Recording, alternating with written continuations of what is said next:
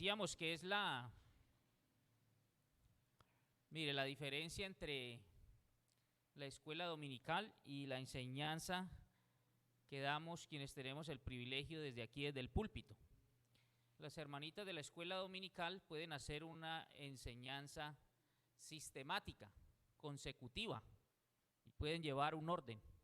Nosotros le oramos a mi Señor y de acuerdo a las necesidades de la Grey, direccionamos la enseñanza. Nuestro Señor nos va mostrando cuál es la necesidad de la Grey y uno se prepara y entonces prepara el tema y enseña. Y hemos evidenciado, les explicaba a mis hermanos la necesidad de que todos entendamos el proceso de disciplina, porque ninguno de nosotros está exento de ser disciplinado. Es más, por amor, todos debemos ser disciplinados.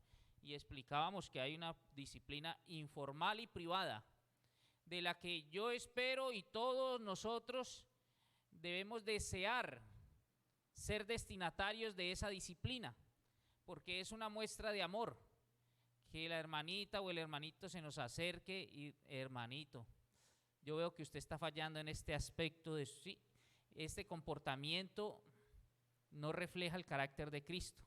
Cuando a mí me llama una hermanita, un hermano y me dice, hermanito, usted tiene que dejar de actuar como el sargento en la policía, como el comandante en la policía, porque usted no inspira que las personas se le acerquen, no inspira esa confianza. Lejos de enojarme, yo tengo que decirle, hermanito, gracias y ayúdeme en oración para que mi Señor moldee ese aspecto de mi vida, porque el carácter de Cristo no se ve reflejado en mí en esa situación. Y mire que esa es una parte de esa disciplina personal y privada. Todos nosotros, hermanitos, debemos ser objeto de disciplina. No debe extrañarnos a nosotros la disciplina.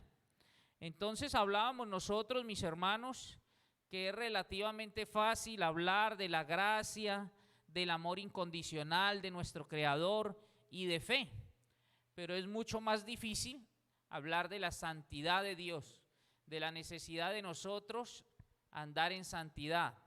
Sed santo, nos manda nuestro Señor, es un mandamiento porque Él es santo. Es más difícil, mucho más complicado hablar del señorío de Cristo, de que mi Señor Jesucristo debe ser el Señor de todos los aspectos de mi vida. No debe haber áreas de mi vida vedadas, no. En esto sí es mi Señor, pero este aspecto yo lo reservo para mí, no. Entonces es más complejo, ¿no? Cuando hablamos del señorío de Cristo y cuando hablamos de la responsabilidad de la iglesia. Todos nosotros tenemos la responsabilidad de disponernos porque nuestro Señor quiere y que Él continúa en nosotros perfeccionándonos. En unos se va viendo mayor madurez, se ve más en unos que en otros. No es porque mi Señor hizo acepción de personas y mira, este hermanito de un momento a otro como el Señor le utiliza en gran manera y demuestra esa madurez. En cambio este hermanito no. Pues es disposición, nuestro Señor quiere y está trabajando de hecho con todos nosotros y quiere que nosotros nos dispongamos para que su Santo Espíritu siga haciendo la obra en nosotros, nos siga limpiando. En algunos es más fácil, en otros suele ser más complicado, pero nuestro Señor inició una obra en nosotros y ciertamente la ha de concluir. Entonces decíamos que se debe ejercer la disciplina porque ayuda a formar el carácter de Cristo en el creyente. Además es una muestra de amor. Y recordábamos Hebreos 12:6, el Señor al que ama disciplina. Y decíamos, si alguien cree que no es necesaria la disciplina, entonces está diciendo que Él ama mejor que nuestro Señor, que Dios. Porque mi Señor dice, al que ama disciplina, azota a todo aquel que tiene por hijo. Decíamos que no es de gozo ser disciplinados, pero es necesario para participar de su santidad. Recordemos, también hablamos de que el mundo saca, mire, infortunadamente, ¿no?, la opinión de nuestro Dios con base a nuestro testimonio. Por eso es necesario la disciplina. Por eso es necesario la enseñanza y la corrección y hablábamos de una disciplina formativa y de una disciplina correctiva. La formativa aquí a través de abrir la bendita palabra y siendo guiados por el Espíritu Santo, entonces enseñamos. La grey es formada en la doctrina apostólica. Y correctiva, pues mire, no estamos aplicando, solo somos oidores y no hacedores. Hermanito, mire, en esto no reflejamos a Cristo, hay que cambiar este comportamiento.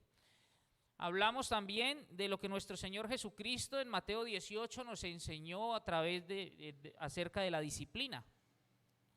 Y veíamos esos pasos, primero personalmente, después con 2, 3 testigos, después a toda la congregación, y decíamos que nuestro Señor tenía 2 preocupaciones, o podíamos nosotros observar a la luz de la palabra 2 preocupaciones. La primera, que el pecador se arrepintiera, y la segunda, que el número de personas implicadas para producir ese arrepentimiento y que ese pecador sea restaurado de nuevo en la comunión con nuestro Señor, pues sea el mínimo número posible. Y que cada etapa de esas es un acto de amor. Nuestro Señor dando la oportunidad, llamándonos al arrepentimiento. Lo llamó el hermano, entonces, sí, hermanito, usted tiene razón, gracias, mi hermano. Y el hermano se aleja del pecado. ¿Para qué vas a pasar al paso siguiente si ya fue suficiente? Listo. Quedó ahí y hablábamos de la necesidad de discreción. Cuando un hermanito se acerca a nosotros para confesar su pecado y las dificultades que tiene con cierto aspecto de su vida, con cierto pecado, y le inspiras esa confianza, por favor, no defraudemos esa confianza. Discreción. Entonces, sí, hermanito, mire, referente a ese pecado, hermanito, la bendita palabra dice esto: huid. Entonces, hay que huir, mi hermano. Seamos radical. Mire, yo pienso que usted puede traer esto. Y le estamos ayudando a nuestro hermano, y nuestro hermano nos ayuda a nosotros, y de eso se trata, pero con la mayor discreción, ¿no? No es que entonces el hermanito se acercó a nosotros y yo le digo a mi esposa: mira que mi hermano está luchando con este pecado. Sí, no. En ese proceso de disciplina personal e informal, entonces total discreción, no tiene por qué salir de los 2 hermanos. Usted le llamó la atención al hermanito por ese pecado y resulta que él sigue persistiendo en ese pecado, sigue practicando ese pecado. Entonces ya 2 o 3, menor número posible, es lo que nos muestra. Recordamos ese proceso centrífugo de la disciplina. Hablábamos también del proceso de disciplina. Nuestro Señor acude en Mateo a lo que dice Deuteronomio 19:15, que no se puede tomar acusación sino con 2 o 3 testigos. Y decíamos que el proceso de disciplina se basa en eso. Como no conocemos el corazón, se basa en lo que escuchamos y en lo que vemos. Se escucha y se ve.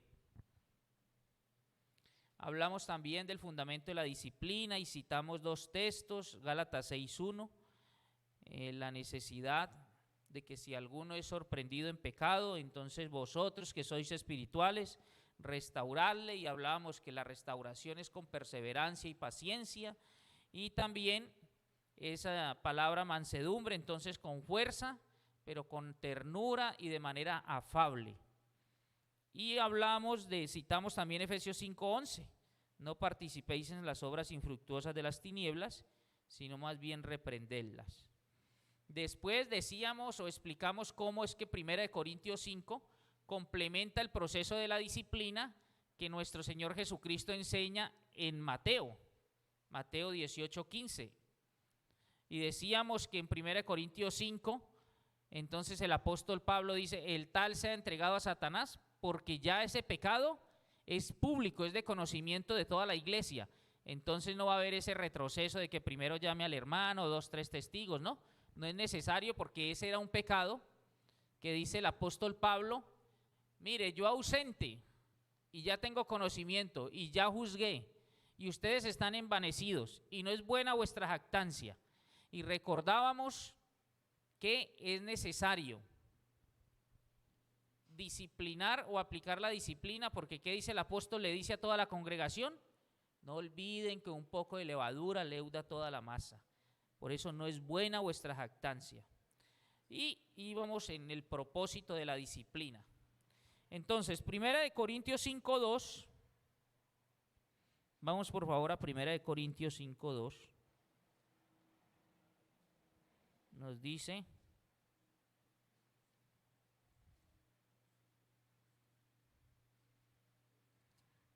Primera de Corintios 5:2. Y vosotros estáis envanecidos. ¿No debieras más bien haberos lamentado para que fuese quitado de en medio de vosotros el que cometió tal acción? Mire, y aquí nosotros encontramos el primer propósito de la disciplina. Dice: no debería más bien haberos lamentado para que fuese quitado de en medio de vosotros el que cometió tal acción. Entonces, el primer propósito que se pretende con la disciplina es exponer el pecado. Al pecado que le encanta esconderse. El pecado que es como el cáncer. Y la disciplina saca a la luz ese pecado y entonces puede ser tratado, puede ser eliminado rápidamente. Por eso el primer propósito de la disciplina es exponer el pecado. El pecado que tendemos ¿a qué? A ocultarlo. Entonces, primer propósito, exponer el pecado. Segundo, pretende advertir. ¿Advertir qué? Es una advertencia compasiva. Es decirle al hermanito: hermanito, corrija el rumbo porque recuerde lo que dice la bendita palabra. Todos nosotros vamos a comparecer y ante nuestro Señor no hay nada oculto. Todas las cosas están desnudas ante Él, ante que nosotros tenemos que dar cuenta. Entonces, es una advertencia compasiva. El segundo propósito de la disciplina es ese: advertir al hermanito para que nuevamente se encauce y todos nos podamos conducir conforme la voluntad de nuestro Señor. Tercero, pretende proteger. Mire, así como el cáncer se extiende de una célula a otra, el pecado se extiende de una persona a otra. Por eso ahí en ese versículo 6 de 1 Corintios 5 dice: no es buena vuestra jactancia. ¿No sabéis que un poco de levadura leuda toda la masa? Entonces la disciplina pretende proteger, que como el cáncer el pecado se vaya extendiendo. Y llega el punto que se hace tan regular esa práctica en la congregación que no hay diferencia con los de fuera. Y entonces nos parece normal. Y tratamos como de legalizarlo, ¿no? Y vamos a ponerle allí, tengámoslo aparte porque eso no nos afecta tanto. Es un pecado tan pequeñito que dejémoslo, eso no tiene cuidado, no hay cuidado con eso. ¿Para qué nos vamos a incomodar por ese pecado? Y recordemos que nuestro Señor no ha hecho una escala de pecados. Eso proviene de nosotros. Nosotros llenos de perjuicios y como miramos lo externo, entonces vemos algunos pecados escandalosos y no estamos dispuestos a admitir ese pecado. Y otros que siempre se les ha llamado pecado y todavía se les llama pecado, entonces nosotros podemos levantar aquí la alfombra y ponerlo ahí y cubrirlo un poquito, ¿sí? Y no pasa nada. Entonces ese es el tercer propósito de la disciplina: proteger para que haya diferencia, que se pueda ver la diferencia. Yo les contaba de unas señoras que se sentaron allá, una señora, y escuchó dos hermanitas hablando de quien estaba aquí al frente. Y dijo: no, pero mira, es lo mismo aquí. Vea, están murmurando del que hay al frente, pues, ¿qué diferencia hay, no? Entre el mundo y los que están aquí. Ninguna, aquí no se refleja diferencia. Entonces, mis hermanos, porque eso hace ¿qué? Mire, como el cáncer, va pasando y nos vamos acostumbrando a él. Nos vamos acostumbrando a la práctica de ese pecado y nos parece normal. Entonces, cuando el pecado crece sin confrontarse, las iglesias empiezan a reflejar el mundo. Ahora, el cuarto es mostrar un buen testimonio de nuestro Señor Jesucristo. El cuarto propósito de la disciplina, mostrar un buen testimonio. Es la forma como nuestro Señor trabaja para el crecimiento de su iglesia, para seguirnos perfeccionando, para seguirnos moldeando. Por eso la importancia en congregarnos. Mire, cómo mis hermanos pueden evidenciar todas esas falencias que yo tengo, porque mis hermanos están viniendo de manera continua, se están congregando. Entonces ellos evidencian que el hermano Rubén es muy temperamental. Evidencian que el hermano Rubén se aira con facilidad. Entonces, hermano, pero los que no vienen se evidencian eso, no se han dado cuenta, ni cuenta se dan. De pronto porque el hermanito llame y diga, mira qué pasó en la iglesia esto, el hermano se ofuscó a tal punto que no, usted viera el testimonio que dio el hermano, porque le cuentan, ¿no? Por eso, hermanitos, pero los que se congregan, yo puedo decir de mi hermano, hermanito, cuidado con esto que no refleja el carácter de Cristo. Mi hermano, es necesario corregir esto. Hermano, mire, a la luz de la palabra, lo que dice la bendita palabra. Este edificio va creciendo de esa forma. Recuerde, y siempre lo hemos dicho, ¿no? Estamos en la cantera, esta es la cantera. Cuando vamos allá al libro de Crónicas que están construyendo el templo, nuestro Señor da la orden que no se escuche ni un martillazo ni un golpe en la construcción del templo. Entonces las piedras eran moldeadas en la cantera, eran pulidas de manera que cada piedra encajara de manera perfecta en su sitio. Y es lo que está ocurriendo con nosotros. Estamos en la cantera y estamos siendo perfeccionados a través de mis hermanos. El don que les fue dado por el Espíritu Santo puesto a disposición de la obra de nuestro Señor. Entonces el hermanito con ese don va limando, nos vamos limando entre nosotros. De manera que cuando llegue el momento, la piedra entre allí, está bien pulidita, entra a la cantera, entra allí a su sitio, hace parte de este edificio hecho de piedras vivas. Y de esa manera nuestro Señor va trabajando con nosotros. Ahora, mire, la disciplina es necesario entenderla desde una perspectiva del Evangelio. ¿Qué significa eso?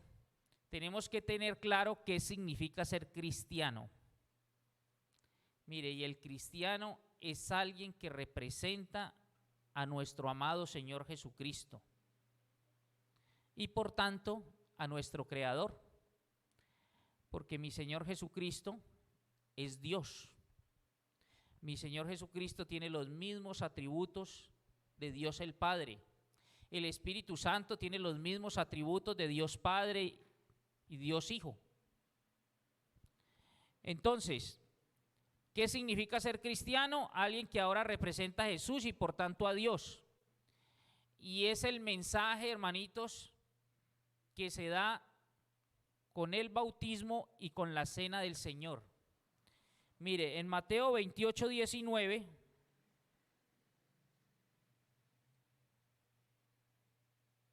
Mateo 28, 19, dice, por tanto, id y haced discípulos a todas las naciones, bautizándolos en el nombre del Padre, del Hijo y del Espíritu Santo. Y en Romanos 6, 4, el apóstol Pablo, hablando a los creyentes en la iglesia de Roma, él da por hecho, por sentado, que todos son bautizados, todos los hermanos, a todos a quienes dirige su discurso. Romanos 6:4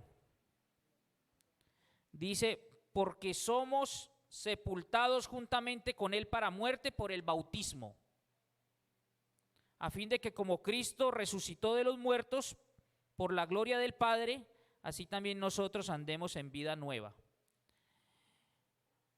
Ser bautizado significa eso. Nos estamos identificando, estamos dando un testimonio público. ¿De qué? De lo que ya ocurrió en mi interior. Ese día yo lo expreso, lo exteriorizo. ¿Qué ocurrió en mi interior? Mis pecados fueron lavados, quitados. Ahora soy uno con Cristo y ahora hago parte de la Iglesia Universal. 3 cosas que ocurren el día de nuestra conversión y ese día, el día del bautizo, se da ese testimonio público. Mire, soy uno con Cristo, reconocí que soy pecador y que mi Señor Jesucristo murió en la cruz por mí. Mi confianza la deposité en Cristo. Todos mis pecados fueron quitados porque la sangre de Cristo es la única que quita el pecado. Sin derramamiento de sangre no hay remisión de pecados, pero Él murió por mí. Su sangre preciosa quitó mi pecado. Y a partir de allí, mire, ahora somos parte de la Iglesia Universal. Y entonces usted ese día da ese testimonio y hace parte de la iglesia local. Y paso siguiente, participa de la cena del Señor, donde usted recuerda a mi Señor Jesucristo a través de los símbolos. ¿Hasta cuándo? Hasta que Él venga. Y también es necesario, hermanitos, para entender el concepto de la disciplina desde el ámbito evangélico, que nosotros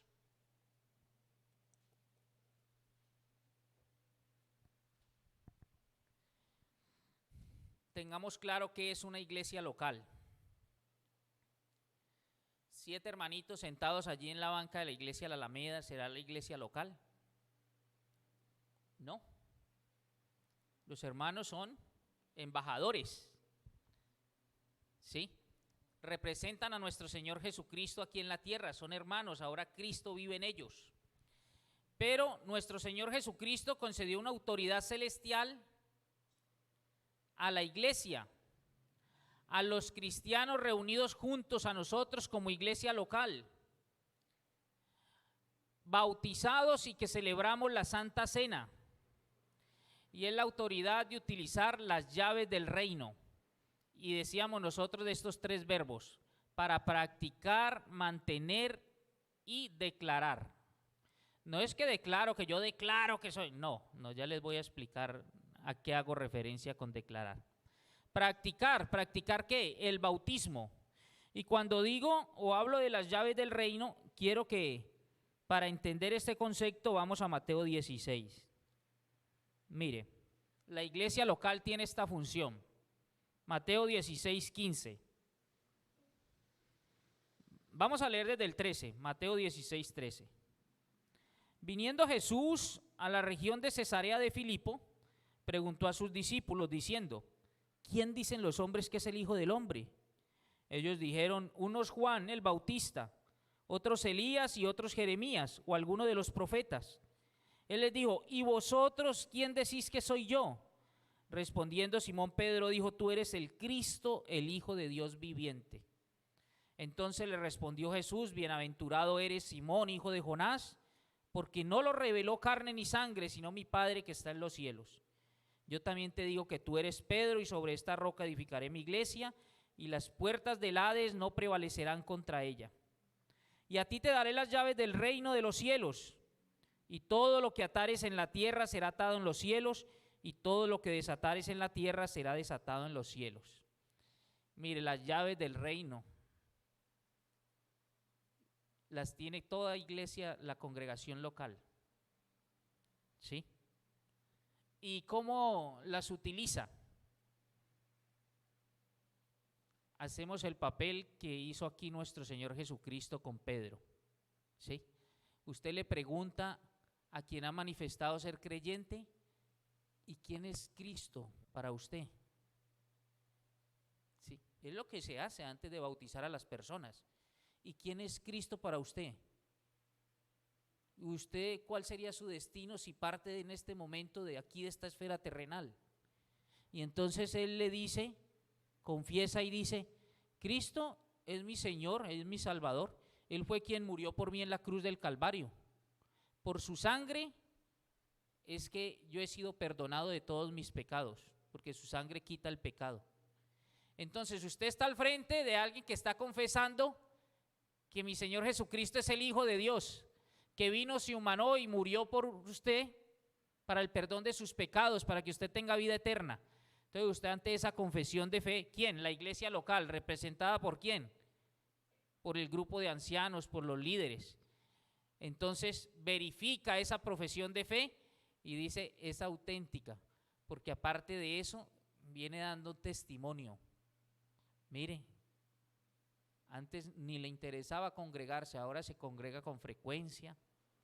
Ahora el esposo evidencia o la esposa evidencia en el esposo un cambio. Mira que se ha vuelto más considerado. Mira que ahora ya no se acuesta enojado conmigo. Antes se ponía el sol sobre vuestro enojo, ya no. Sí, y viene. Entonces, analiza esa profesión de fe y como ha visto frutos, sí señor, adelante, el bautismo. Y con el bautismo dice, vea, esta iglesia local da testimonio de que es un embajador de Cristo aquí. Es decir, que la iglesia local hace las veces como si fuese un consulado. Ahora a nuestra hermana Jos Carly le iba a tocar salir de aquí del país porque se vencían los papeles. ¿Y qué tenía que hacer? Pues para ella poder decir soy una ciudadana venezolana, pues será el consulado de su nación la que certifique eso. Y lo mismo ocurre con los ciudadanos del reino. Y allí es donde le digo que la iglesia local tiene ese poder declaratorio. Una iglesia no convierte a nadie en ciudadano del reino, pero sí tiene la responsabilidad de declarar quién pertenece y quién no al reino de Cristo. ¿De acuerdo a qué? Por su fruto los conoceréis. La profesión de fe que es analizada. Y entonces usted le dice, sí, mira que ella dice que no se bautiza para salvación. Entendió que el bautismo no es para salvación. Lo único que salva es la sangre de Cristo, el sacrificio de Cristo, la obra redentora de Cristo en la cruz. Y entiende que se va a bautizar es para dar un testimonio público de lo que ya ocurrió en su vida. Entonces, sí, la profesión de fe es correcta y nosotros hemos evidenciado ese fruto. Entonces la iglesia local dice, sí. Mire, nosotros bautizamos por eso, porque vemos que efectivamente es una hermana en la fe, es una representante de Cristo. Y, obviamente, con todos los pecados que nosotros cometemos de manera cotidiana, pero estamos aquí siendo perfeccionados. Entonces, en esa santidad progresiva se va a ir viendo. Nunca seremos perfectos mientras estemos en esta esfera terrenal, pero sí se va a ir evidenciando un cambio. Por eso la palabra dice, mire, el que hurtaba, mira, ya no hurta más. Sí, ahora trabaja para compartir con los demás. Entonces, lo mismo que hizo nuestro Señor Jesucristo con Pedro, analizó la confesión y dice, sí, es un confesor genuino, y la iglesia local sigue el ejemplo de nuestro Señor Jesucristo, preguntando, ¿quién dice usted que es Cristo? ¿Por qué usted dice que es salva? ¿Por qué usted dice que es salvo? Sí, da el testimonio y sí, claro, su confesión de fe es genuina. Entonces una iglesia es como una embajada de una nación. La iglesia local es como la embajada de una nación, es hacer ese símil. La multitud de Jerusalén, mira, allá en Hechos, Pedro predicando, y entonces ellos compungidos de corazón dijeron, ¿y ahora qué hacemos? Y el apóstol Pedro les dijo, ¿qué? Arrepentíos y bautícese. Es decir, debían acudir a la iglesia local en Jerusalén para que ellos verificaran ese testimonio de fe y procedieran a bautizarlos. Y los que se bautizaban eran añadidos ¿a qué? A la congregación local. Entonces la congregación decía, son ciudadanos del reino. Así lo reconocemos. Nosotros podemos dar testimonio de que han sido hechos nuevas criaturas. Mire la responsabilidad de la iglesia local. Entonces, la iglesia como cuerpo confirma la profesión de fe y el bautismo de una persona como formalmente creíble. Mire, es una cuestión muy particular, ¿no? Y les voy a comentar. Tenemos que poner mucho cuidado con algo y lo hablábamos en una mañana el sábado con Santiago, mi hijo. Y es que nosotros, y lo hablaba esta semana con mi hermanito Santa Cruz, hay un creyente nuevo. ¿Y qué espera uno ver? Frutos. ¿Sí? Si nosotros somos ese pámpano que estamos ahí con la vid, tiene que haber frutos. Si estamos caminando de la mano de nuestro Señor Jesucristo, con la mirada puesta en Él, los ojos puestos en Él, se debe evidenciar fruto. Pero ocurren los creyentes nuevos que uno puede decir, se quiere bautizar, ha manifestado su deseo de bautizarse, pero los frutos, hablando del exterior, porque volvamos a retomar, lo que oigo y lo que veo, ¿qué es lo que nosotros podemos ver? Mira que yo no veo mucho fruto en ese hermano. Sí, nosotros razonamos de esa manera. Y con ese tipo de racionamientos sitiamos el evangelio. Porque nosotros esperamos ver lo externo. ¿Y quién nos dice que esa persona no ha dado frutos, digamos, en su casa, con su pareja? Vamos a pensar que ahora el fruto que tiene ese creyente consiste en lo siguiente: le dijo una mala palabra o tuvo un mal gesto con su esposa y ahora se acerca rápidamente y le dice, mi amor, perdóneme que esa no es la actitud con la que yo debí referirme, perdóneme por mirar de esa manera. Sí, inmediatamente y antes no lo hacía. ¿Para quién es evidente ese cambio? ¿Para quién es evidente ese fruto? Para la esposa y de pronto los que conviven con él allí. Para nosotros en la iglesia no. Y uno puede sitiar el evangelio diciendo, yo no veo frutos, no tengo tranquilidad en bautizar a esa persona, porque yo espero que el fruto sea. Y resulta que mi Señor conoce el corazón. Nosotros no alcanzamos a ver hasta allá. Pero su esposa sí se está dando cuenta del cambio que hay en ese nuevo creyente.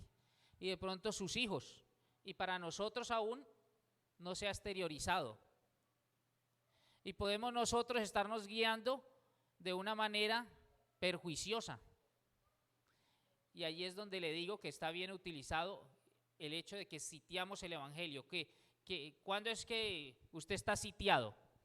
Digamos que nosotros estamos aquí y nos sitiaron aquí y no podemos salir de la puerta. Estamos así en un apremio total. Pensemos de pronto una iglesia cristiana allá en Palestina, donde los hermanitos estén orando y están sitiados y no pueden salir porque van a atentar contra su vida. A eso me refiero cuando decimos sitiamos el evangelio.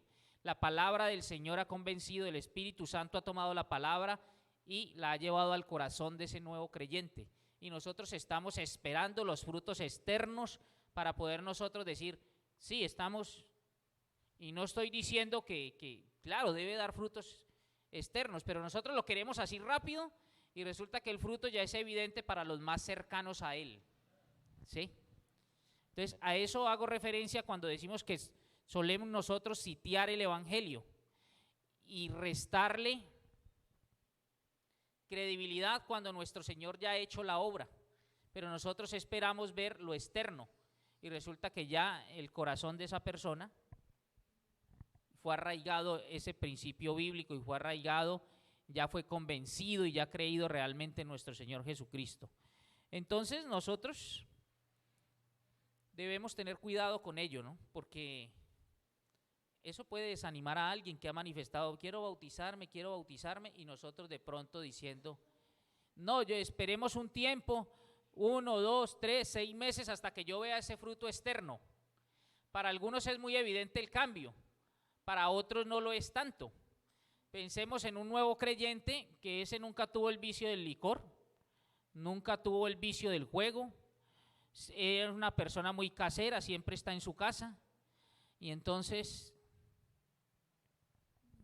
mira que no se ha visto el cambio porque se ve más en quien lleva una vida que moralmente decimos, no, es que se mantiene con mujeres, se mantiene, y ahora ya no. Entonces el cambio es radical, pero en otras personas no. Y nosotros no, pero yo lo veo que es la misma persona. Pero son aspectos que solo su familia puede evidenciar. Entonces tenemos que tener cuidado de no poner nosotros requisitos extras, ir agregando para cumplir con este mandamiento. Creyó, entonces manifestó querer bautizarse, pues hombre, ¿qué impide? Dijo el eunuco a Felipe, le preguntó, ¿qué impide ser bautizado? Aquí hay agua. Y Felipe solo le dice, si has creído de todo corazón, bien puedes.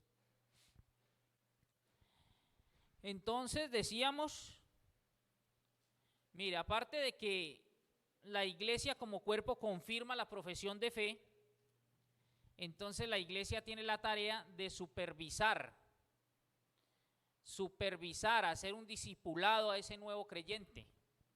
Y la persona, el nuevo creyente, se somete formalmente al discipulado y a la autoridad de la iglesia.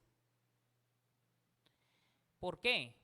Porque es necesario que el creyente se comporte y sea lo que declara ser.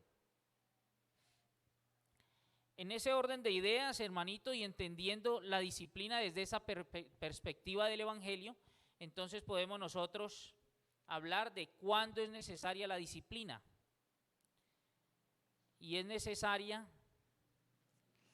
mire, el discípulo cristiano es alguien que sirve a nuestro Señor Jesucristo. Por ende, cada vez esa santidad progresiva debe evidenciarse en nosotros. El carácter de Cristo debe irse reflejando en nosotros a medida que va pasando el tiempo. ¿Y cómo se consigue eso? Como hablábamos al principio, a través de la formación y la corrección. Se enseña lo bueno y se corrige lo malo.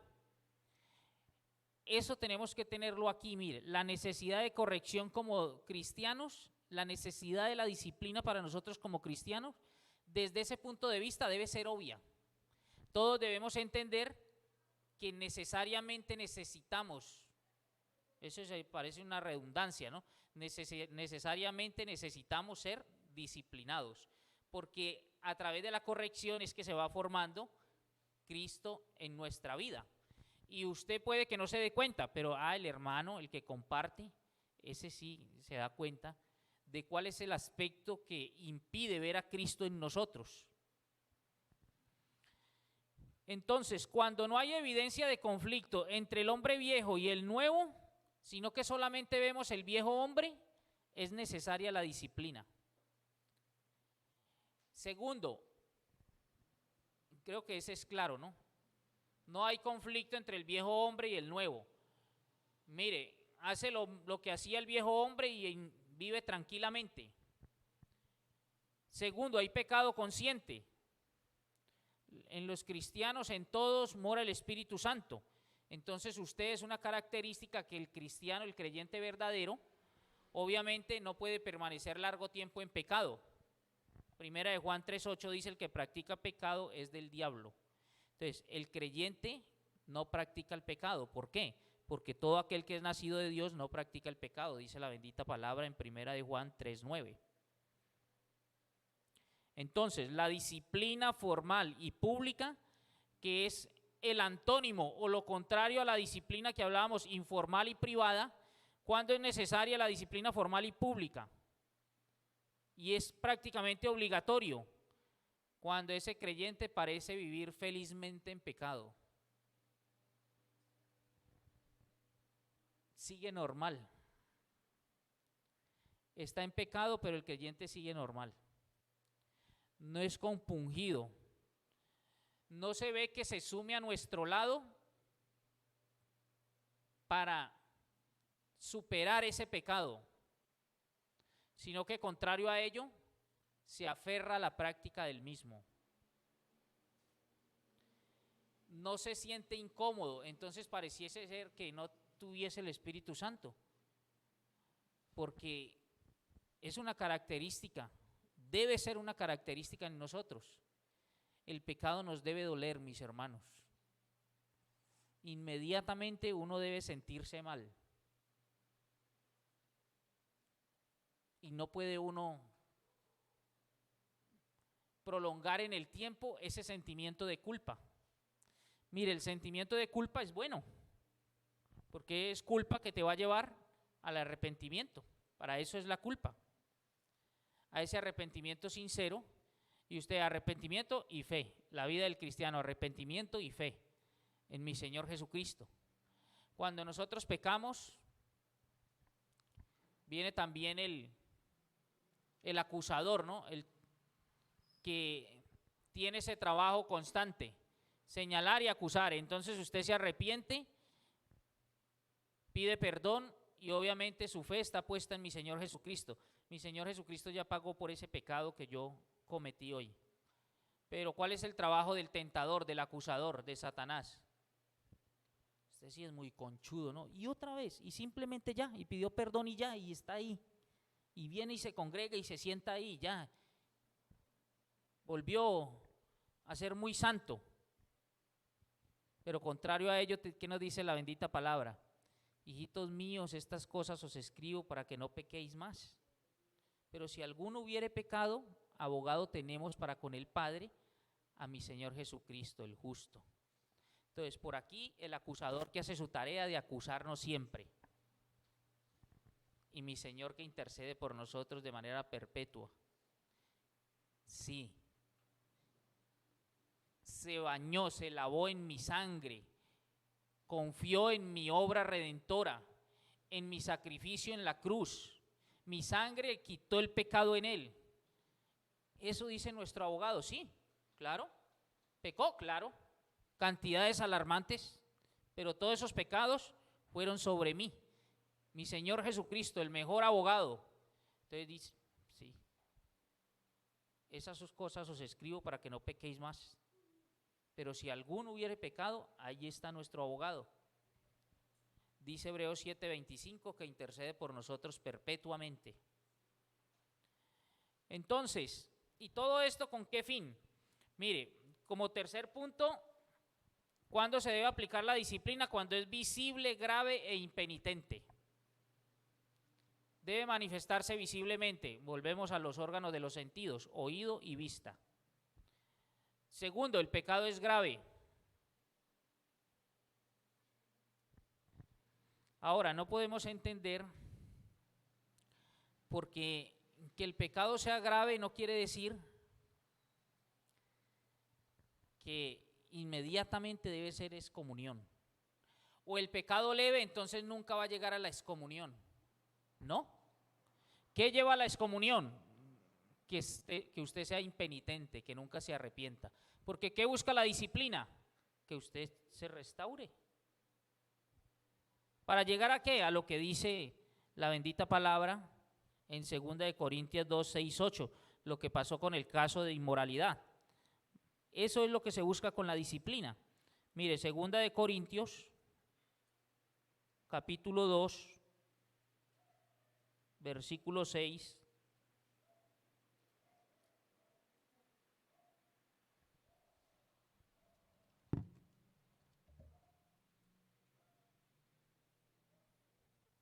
Le basta a tal persona esta reprensión hecha por muchos. Así que al contrario, vosotros más bien debéis perdonarle y consolarle para que no sea consumido de demasiada tristeza. Por lo cual os ruego, dice el apóstol Pablo, que confirméis el amor para con él. Y parece ser que aquí está hablando de la persona de 1 Corintios 5 que estaba cometiendo ese acto de inmoralidad sexual con su madrastra, con la esposa de su padre. Y propósito también de la disciplina, Juan 20, 23. Esto es lo que esperamos con la disciplina, de la cual, reitero, todos nosotros debemos ser destinatarios. A quienes remitiere los pecados les son remitidos, y a quienes se los retuviere les son retenidos. ¿Quién? Recuerde que estudiábamos en Mateo: lo que atéis en la tierra será atado en el cielo, y lo que desatéis será desatado en el cielo. Y aquí dice, en una concordancia con eso, lo que remitiereis será remitido. Mire, a quienes remitiere los pecados les son remitidos, y a quien se los retuviere les son retenidos. Es el gobierno de la iglesia local. Entonces miren ustedes la responsabilidad tan grande, porque todos vamos a comparecer, pero es la responsabilidad de toda la iglesia. Y miren ustedes que tanto en Mateo como en Corintios, el texto invita a que la iglesia participe de la disciplina. Toda la iglesia que participe de la disciplina. Estáis envanecidos, dice el apóstol Pablo, y no olviden que un poco de levadura leuda toda la masa, les dice. Bueno, vamos a concluir. Padre Santo, amadísimo Dios, agradecemos, mi Señor, por tu bendita palabra. Agradecemos, Padre Celestial, por cada hermano aquí presente, mi Señor. Gracias por tu infinita misericordia, por tu inmenso amor. Gracias, mi Señor, por ese sentir que pones en nuestro corazón para congregarnos, Señor, sabiendo que necesitamos, Señor, nos necesitamos los unos a los otros, Padre. Cada uno de mis hermanos tiene el Espíritu Santo. Cada uno de mis hermanos fue equipado con un don, Padre, o muchos dones que deben ser puestos al servicio de la obra. Y cada uno de nosotros, mi Señor, debe ser objeto de la disciplina, porque la disciplina es una muestra de amor, porque la disciplina, Señor, nos ayuda a formar el carácter de nuestro amado Salvador, de nuestro Señor Jesucristo, porque la disciplina, Señor, pretende restaurar, Señor, remendar, Padre. Ayúdanos, mi Señor, a disponernos de manera plena. Ayúdanos, Padre Celestial, a exhortarnos en amor. Ayúdanos, mi Señor, a disponernos para que tú nos sigas perfeccionando. Sabemos, mi Señor, que tú has iniciado la obra en nosotros y ciertamente la concluirás hasta el día de nuestro Señor Jesucristo. Y queremos tener plena disposición, Padre, para que el carácter de nuestro amado Salvador sea formado en nosotros día a día, para que podamos ser de testigos, para que podamos ser sal, para que podamos ser luz, Padre. Entendemos, Señor, que no es en nuestras fuerzas y que sin ti nada podemos hacer. Te agradecemos por este día, agradecemos por esta semana, mi Señor. Agradecemos por el campamento de los niños, que fue de gran bendición. Padre, queremos, Señor, ponernos en tus manos de regreso a casa, sabiendo que tú tienes cuidado de cada uno de nosotros y que estar en tus manos, Señor, nos da la seguridad, la certeza de que nadie puede sacarnos de allí, porque nadie es más poderoso que tú. Oramos, mi Señor, en el nombre poderoso que es sobre todo nombre, el de mi Señor Jesucristo. Amén. Bueno, hermanitos, gracias.